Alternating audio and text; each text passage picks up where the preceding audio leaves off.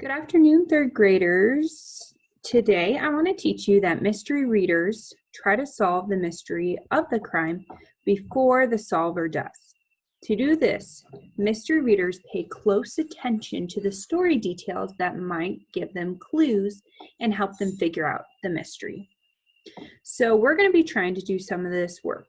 When you think like a detective, you pay attention to the details that might be clues. You're on high alert and thinking that anyone could be a suspect and anything in the story could help be a clue.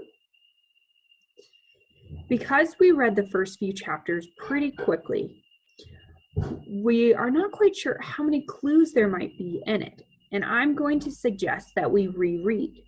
You may want to reread the whole first chapter or re-listen to Miss Waring's read aloud. For now, we're just going to revisit part of the second chapter. Specifically the part that could be called the crime scene, the part where the author is missing. So get your detective caps on, and we're going to start with chapter 2. Okay. Dink raced into the book nook. Josh and Ruth were right behind him. They found their seats behind Tommy and Eddie. Dink walked in and put his backpack on the floor. The clock over the cash register showed 3 minutes after 11. "Where is he?" Dink whispered to Tommy. Tommy turned around. "Beats me. He's not here yet." Mr. Penske looks worried. So we've met a few new characters. We just met Tommy and Eddie. Are they suspects at the moment? Is there anything that makes them suspicious? Thinking about that, we don't really know much about them yet, so we can't say they're suspects yet. But I did hear something interesting. If you're thinking like a detective, Mr. Penske looks worried. I'm wondering, why is he worried? What could it be that makes him worried? Is this a clue, maybe? Not sure yet. Let's keep going. "What's going on?" Ruth Rose said. Dink told her and Joshua what Tommy had said. "Mr. Penske looks pretty nervous," Josh whispered.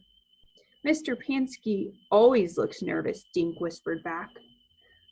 Looking around the room, Dink saw about 30 kids he knew. Mrs. Davis, his neighbor, was looking at gardening books.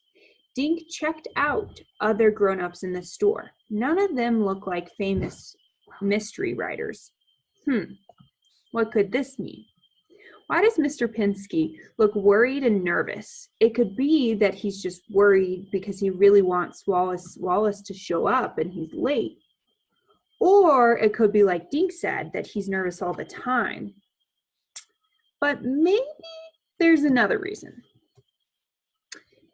So it's time that we're going to practice our prediction skills.